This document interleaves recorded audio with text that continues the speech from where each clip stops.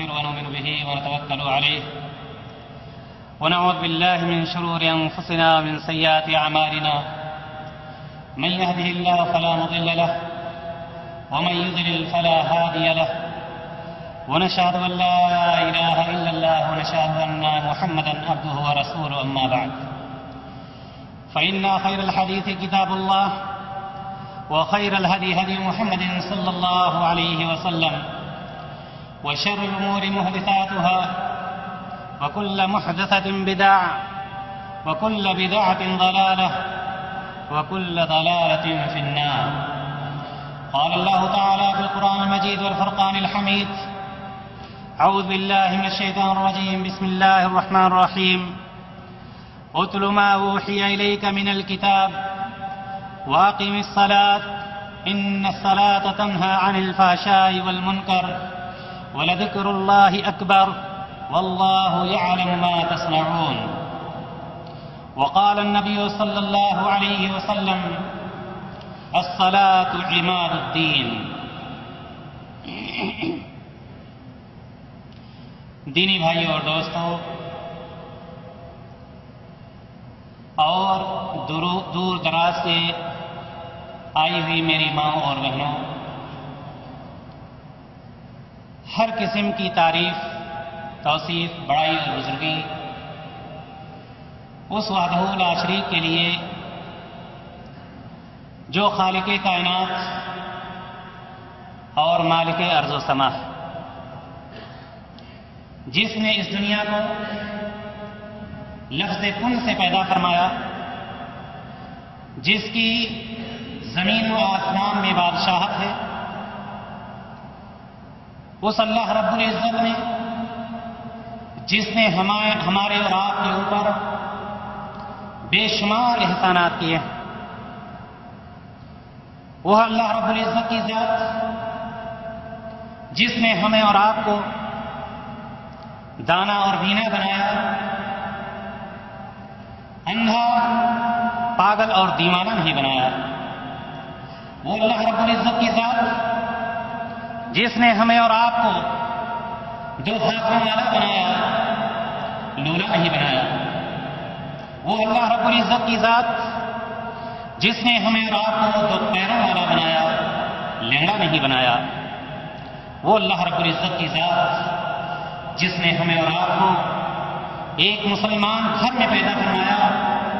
اور امت محمدیہ صلی اللہ علیہ وسلم میں شامل فرمایا، اور اس کے بعد لاکھوں کروڑوں درود و سلام اس ذات مبارکہ مقدسہ اور مطہرہ پر جن کا نام نامی اسم گرامی جناب محمد رسول اللہ صلی اللہ علیہ وسلم، جنہوں نے اللہ تبارک و تعالیٰ کے پیغام کو ہم تک اور آپ تک من و عن جس طرح سے اللہ تبارک و تعالیٰ نے حکم دیا ویسے ہی ہم تک پہنچایا، ساری مشقتیں برداشت کی،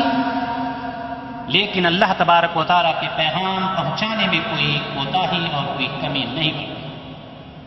دینی بھائیوں اور دوستوں اور میری ماؤں اور بہنوں، اللہ کا لاکھ لاکھ شکر ہے کہ آج اللہ تبارک و تعالیٰ کے اس گھر میں ہماری چھوٹی سی دعوت پر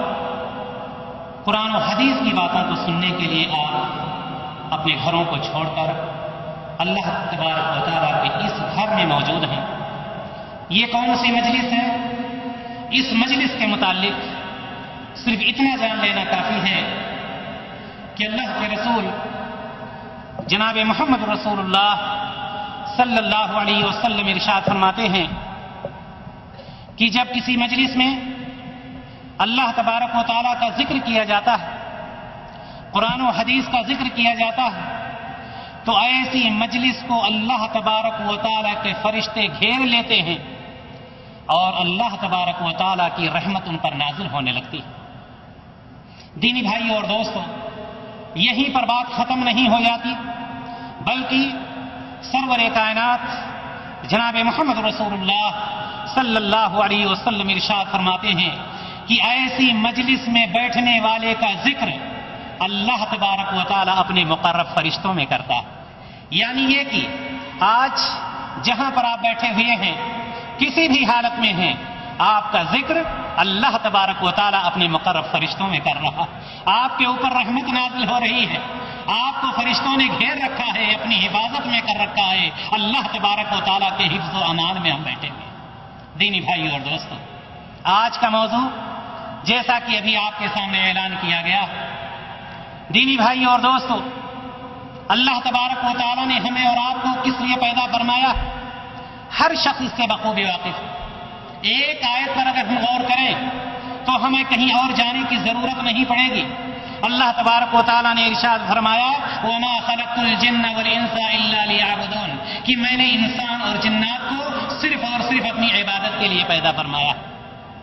लफ्ज़ इबादत ये बहुत आम लफ्ज़ है। इबादत की अक़साम बेशुमार हैं, लेकिन वो कौन सी इबादत है जिसको अल्लाह के रसूल जनाब मोहम्मद रसूलुल्लाह सल्लल्लाहु अलैहि वसल्लम ने अपनी आंखों का नूर करार दिया? वो कौन सी इबादत है कि बंदा आकिल और बालिग अगर है, मरीज है, बिस्तर पर लेटा हुआ है, लेकिन उसको उस इबादत से छुटकारा नहीं है? वो कौन सी इबादत कि जनाब मोहम्मद रसूलुल्लाह सल्लल्लाहु अलैहि वसल्लम को जब मक्का की गलियों में सताया गया,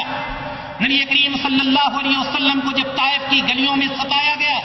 आपकी जूतियां खून से लबरेज हो गई, आप बेहोश हो गए, लेकिन